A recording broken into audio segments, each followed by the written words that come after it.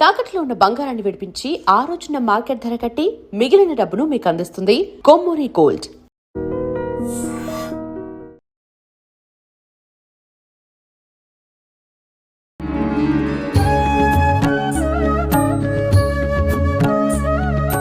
నమస్కారం గురుజీ. నమస్కారం మా విజిత.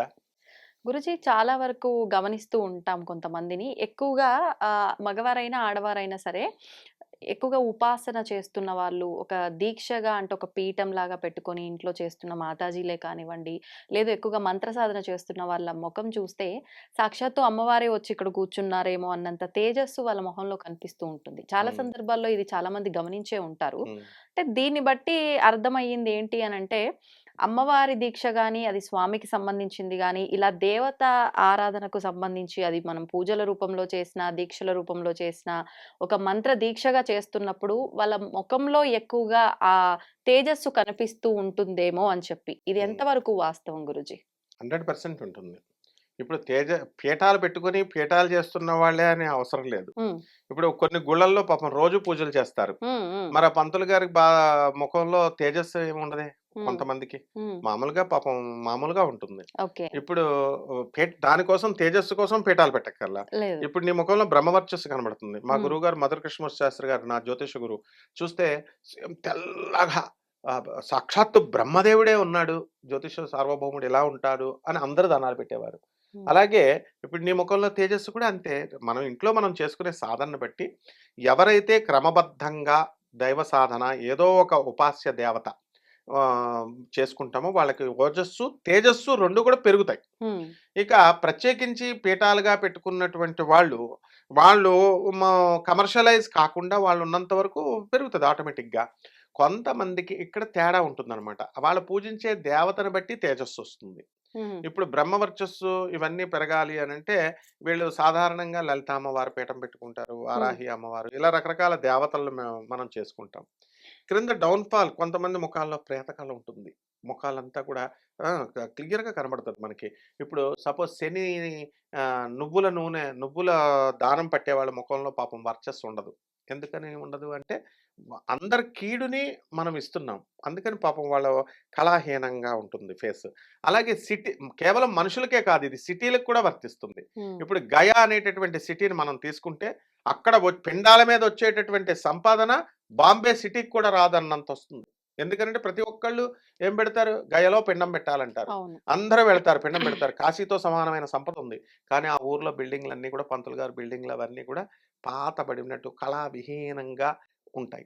ఆ ఊర్లో వెళ్ళినప్పుడు ఖచ్చితంగా ప్రతిరోజు ఒక యాక్సిడెంట్ అన్నా అవుద్ది. గయకి వెళ్ళినప్పుడు స్వయంగా మాకే అయ్యింది.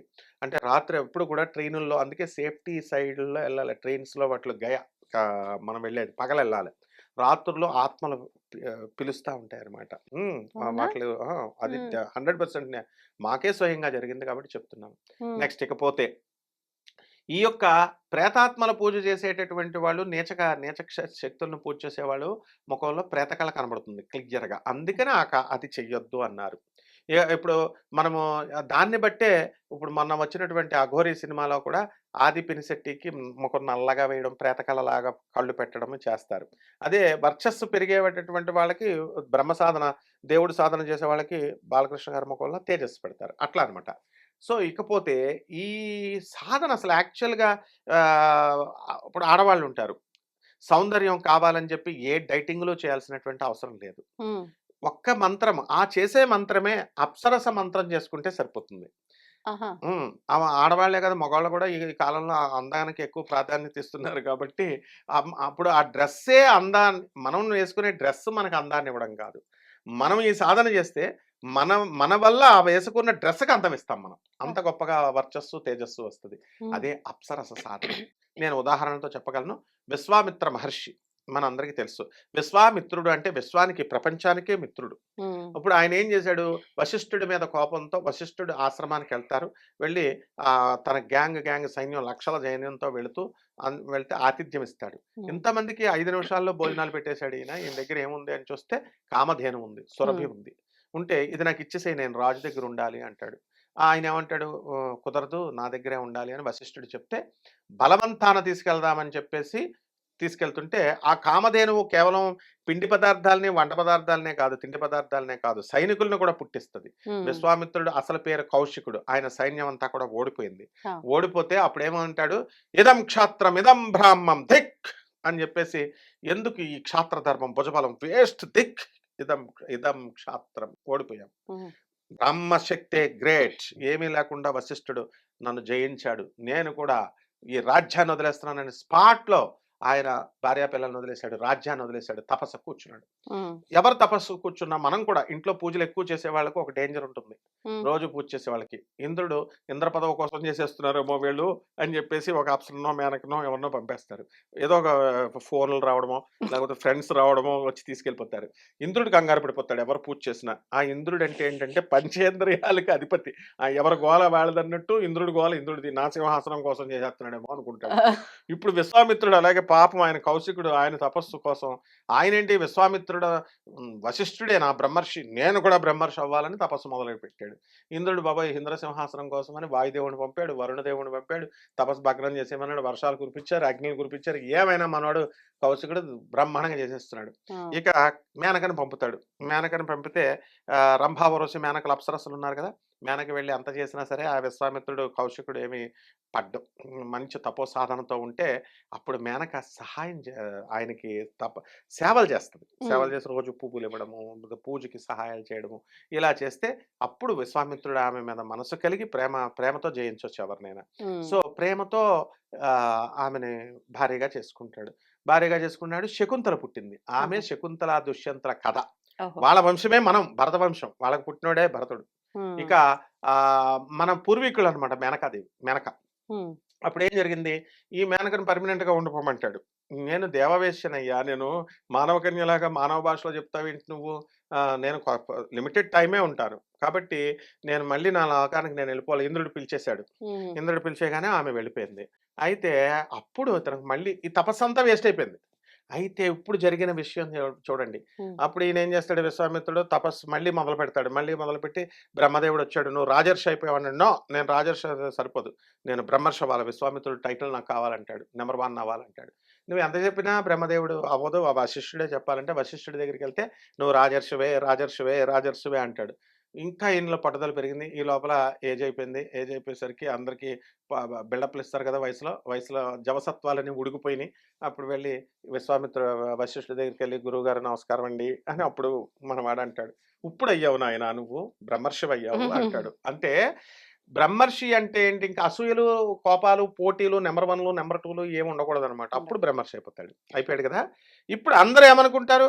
విశ్వామిత్రుడు ఎందుకు గొప్పవాడయ్యాడనుకుంటారు జనరల్‌గా? ఈయన గాయత్రి సాధన చేశాడు. గాయత్రి మంత్రాన్ని రచించాడు. ఈ తపస్సు చేశాడన్నాడు. అది తప్పకుండాను అందులో డౌట్ లేదు. కానీ ఇక్కడ ఎవరికీ తెలియనటువంటి ఒక సాధన ఇక్కడ జరిగింది. హ్మ్. అదే మేనకా సాధన. అప్సరస సాధన చేశాడు విశ్వామిత్రుడు. ఆమెతో డైరెక్ట్ కాపురమే చేసేసాడు. హుహు. కాబట్టి behind every successful man there is a woman. డెఫినిట్‌గా ఇది వర్తిస్తుంది ప్రతి ఒక్కడికి. ఏంటంటే గొప్పవాడైనటువంటి ప్రతి ఒక్క వ్యక్తి వెనక ఆ స్త్రీ యొక్క సహాయం ఉంటుంది. స్త్రీ యొక్క సహాయం లేకుండా ఏ వ్యక్తి గొప్పవాడు కాలేడు. ఈవెన్ మోడీ గారైనా సరే. అట్లా ఈ అంటే పెళ్లి కాని వాళ్ళైనా, పెళ్ళైన వాళ్ళైనా ఎవరో ఒకళ్ళు ఇండైరెక్ట్‌గా ఒక స్త్రీ సహాయం ఉంటుంది. ఇక్కడ విశ్వామిత్రుడికి ఏమైందంటే ఇక్కడ ఈయన మేనక యొక్క సహాయం. మేనక ఆహ్, ష ఆమె సాధన చేశాడు తెలియకుండానే. హ్మ్. అంటే మనం ఇక్కడ చేయాల్సిందేంటంటే మనం ఫ్రీక్వెన్సీ పెట్టుకోవడమే. 320 ఫ్రీక్వెన్సీ, 450 ఫ్రీక్వెన్సీ ఇలా ఎలా అయితే పెట్టుకుంటామో, మనకు తెలియకుండా లోయర్ ఎనర్జీస్ నుంచి హైయర్ ఎనర్జీకి వెళ్ళిపోతూ గాయత్రి దేవి దగ్గరికి వెళ్ళిపోతాం. ఆ గాయత్రి మాతే సమస్త బ్రహ్మ పదార్థం అంతా కూడా అమ్మవారే కాబట్టి, ఆ యక్ష స్వరూపంలో ఉన్నటువంటిది కూడా ఆమె అనమాట. ఈ యొక్క అప్సరస అప్సరస సాధనలో. సాధన. సో, మనం ఏమనుకుంటాం, నేను లైవ్ ఎగ్జాంపుల్‌తో చెప్పగలను. మా చిన్నప్పుడు రాజమండ్రిలో 'రంభా ఊర్వశి మేనక' అని సినిమా థియేటర్‌లు కట్టాడు. ఆ! ఆయన ఓనర్ గారు మా గురువుగారి దగ్గర పురాణపండి రాధాకృష్ణమూర్తి గారి దగ్గరికొచ్చేవారు. మేనకా సాధన చేసుకో అన్నారు. రామలింగ సిద్ధాంత్ గారు వీళ్ళంతా. ఆయన మొదలుపెట్టాడు. హ్మ్. అప్సరస సాధన మొదలుపెట్టాడు. యూ బిలీవ్ ఆర్ నాట్, ఆయన మామూలు ఉల్లిపాయలు హోల్‌సేల్ వ్యాపారం చేసేవాడు. ఇప్పుడు మీడియా ముందు ఎందుకు చెప్తానంటే ఎగ్జాంపుల్ చెప్తున్నాను. హ్మ్. చక్కగా ఆయన అపర కోటీశ్వరుడయ్యాడు. అప్పుడు సినిమా థియేటర్‌లు కట్టాడు 3. ఏం పేర్లు పెట్టాడో తెలుసా? 'రంభ, ఊర్వశి, మేనక.' మరెందుకు పెట్టాలి? కాబట్టి సంపదని ఇస్తుంది. అంటే తేజస్సు ఇస్తుంది, ఓజస్సు ఇస్తుంది. ఆడవాళ్ళకి ఈజీ మార్గం ఇది. ఏ బ్యూటీ పార్లర్‌లకి వెళ్ళక్కర్లేదు. డబ్బులు ఖర్చు పెట్టుకోక్కర్లేదు. ఏ లిప్‌స్టిక్‌లు ఇవి అవి ఏం వాడక్కర్లేదు. డైటింగ్‌లు తిండి మార్చేసుకొని ఏ 0 సైజ్ కరీనా కపూర్ లాగా అయిపోవాలంటే ఫుడ్‌లు మార్చుకోవాల్సిన అవసరం లేదు. ఓన్లీ జస్ట్ 1 మంత్ర. అప్సరస మంత్ర. హ్మ్. రంభ, ఊర్వశి, మేనక ఈ సాధనలో తిలోత్తమ 4 సాధనలు ఉన్నాయి. 4 రూపాల్లో మేనక ఈజ్ ద బెస్ట్ అన్నమాట. ఎందుకంటే సంపదని ఇస్తుంది, హుహు. ఐశ్వర్యాన్ని ఇస్తుంది, తేజస్సునిచ్చింది. విశ్వామిత్రుడే ఎగ్జాంపుల్. ఎలా గురూజీ సాధన ఎలా? సేమ్ అంటే మన గురువు దేవుడ ద్వారా మంత్రాన్ని మన తీసుకోవడమేనా? మంత్రం ఉంటుంది. మనము తప్పకుండా మనం మంత్రం ఇవ్వచ్చు. గురుముక్త అంటే గురువు అంటే సాంప్రదాయబద్ధంగా హ్మ్. గురువు అంటే ఎవరు? దత్తాత్రేయుడు, శివుడు ఆది గురువు. ఆయన ఫోటో పెట్టేసుకోవడం. మనకి ఈ సాధనలో ఉన్నటువంటి వాళ్ళు మీకు దగ్గరలో ఎవరైతే ఉన్నారో వాళ్ళ దగ్గరికెళ్ళి మంత్రోపదేశం తీసుకుంటారు వాళ్ళు. హ్మ్. తీసుకొని లేదా పుస్తకాలు దొరుకుతున్నాయి, నెట్‌లో దొరుకుతున్నాయి. తీసుకోకూడదని ఏమి లేదు. తీసుకొని చక్కగా లేకపోతే మనల్నన్నా సంప్రదించొచ్చు. మంత్రం చాంటింగ్ చేసుకుంటే చాలనమాట ఇంకా. హ్మ్. డెఫినిట్‌గా ఎన్ని ఇంక రోజుల వరకి? అదే కదా ఇక్కడ స్పెషలు. హ్మ్. సాక్షాత్ ఆది పరాశక్తి దుర్గాదేవిని ప్రసన్నం చేసుకోవాలంటే హ్మ్. ఎక్కువ టైం పడుతుంది కదా! పెద్ద దేవత కదా ఆవిడ. పాపం ఆవిడే తక్కువ రోజుల్లో వచ్చేస్తుంది. హ్మ్. లేదా మనం ఎన్ని కోట్ల సంవత్సరాలు చేసినా అమ్మవారు రావాలని రూల్ లేదు. బ్రహ్మదేవుడి స్థాయి వ్యక్తి భువనేశ్వరి అమ్మవారికి కోటానుకోట్ల సంవత్సరాలు తపస్సు చేస్తే కల్లో కూడా ఇవ్వలేదు. లలితా సహస్రం అంటారు. లలితా సహస్రం చేసేటటువంటి గురువు హయగ్రీవుడు ఆయనకి లక్షల సంవత్సరాలు లలిత అమ్మవారికి చదువుతున్నా, మంత్రజపం చేస్తున్నా ఇవ్వల. అగస్త్య మహర్షికి రోజు ఇచ్చేది. హ్మ్. అమ్మవారి ఇష్టం. అగస్త్య మహర్షిని ఎవరు? హయగ్రీవుడి శిష్యుడు. హయగ్రీవుడు పిలిచి నాయనా నీకు రోజు కనబడద్దు కదరా అమ్మవారు, నాకు కనబడట్లేదు. కొంచెం పిలంటే, అమ్మా లలిత ఇలా రా అనగానే అమ్మవారు మనిషిని పిలిచినట్టు పిలిస్తే వస్తది లలితాదేవి. హయగ్రీవుడికి దర్శనం ఇచ్చింది. అప్పుడు ఏమంటాడు తెలుసా హయగ్రీవుడు? ఒరేయ్ ఎక్కడైనా గురువు వల్ల శిష్యుడు ఉద్ధరింపబడతాడురా. హ్మ్. కానీ ఇక్కడ రివర్స్ రా. శిష్యుడి వల్ల గురువు ఉద్ధరింపబడ్డాడు. ఉద్ధరింపబడ్డాడు. అదే లలితా సహస్రం స్పెషల్. అంటే ఈ అమ్మవారి ఇష్టం అన్నమాట. ఇది 7 రోజుల్లో వచ్చేస్తది. 41 రోజులు సాధన పెట్టుకోవచ్చు. హ్మ్. మామూలు పూజలకే బ్రహ్మచర్యాలు ఇవన్నీ ఏం నియమాలేమీ పాటించాల్సిన లేవు. అవసరం లేదు. హ్మ్. పంపిస్తే ముందు అమ్మవారు రావడం కాదు. ఆడపిల్లలు చేసే సాధన కాబట్టి భర్త విడాకులు ఇచ్చేస్తాడు. ఎందువలన 41 రోజులు నువ్వు సాధన చేస్తే భర్త దగ్గరికి రాకుండా డైవర్స్ ఇచ్చేస్తానంటాడు. అందువలన ఒక 7 రోజులో, 11 రోజులో వీళ్ళు సాధన చేసుకోవచ్చు. వీలుని బట్టి వాళ్ళ వీలుని బట్టి ఇక్కడ ఒక పని కోసమని సాధన పెట్టుకున్నప్పుడు సాధన చేయండి. బ్రహ్మచర్యము, తిండి, నియమాలు ఇవి పాటించి. అలా కాకుండా ఉన్నటువంటి వాళ్ళు 2, 3 నెలలు చేసుకోవచ్చు. 41 రోజుల్లో వీళ్ళకి దివ్య వర్చస్సు వచ్చేస్తుంది. ఇది ప్రూవ్డ్ అనమాట. అంటే ఇది ఆరా మిషన్. ఆరా తర్వాత తేజస్సు, ఓజస్సు పెరుగుతుంది. స్వమంత్రం, స్వయంత్రం, స్వవిద్యాః ప్రకటయ స్వాహ. క్లియర్‌గా చెప్తోంది శాస్త్రం. నా హుహు. యొక్క విద్య, నా యొక్క మంత్రం, నాదంతా కూడా తంత్రం ప్రకటించమవుగాక. హ్మ్. అదమ్మా. ధన్యవాదాలు గురూజీ. ధన్యవాదాలు. And for more videos, Please subscribe to iDream. Please subscribe to iDream. Please subscribe iDream. And please subscribe to iDream. For more videos, subscribe to iDream. please like, share, and subscribe to the channel. Congratulations, iDream. subscribe to iDream. Subscribe to iDream. So subscribe to iDream Media. iDream ki iDream team అందరికి huge congratulations. Please subscribe iDream Media. Please subscribe to iDream. Subscribe iDream. Please subscribe to iDream. iDream అంటే నా కళల ఛానల్ను subscribe చేసుకున్న నోరు తిరుగుతలేదు, మీరైతే గంట గుర్తు కొట్టండి. For more such videos, please subscribe to iDream. Subscribe to iDream. Please subscribe to iDream. Please subscribe iDream Media. Please do subscribe to iDream. Please subscribe to iDream Media. For best entertainment and information, please subscribe iDream. And don't forget to subscribe to iDream.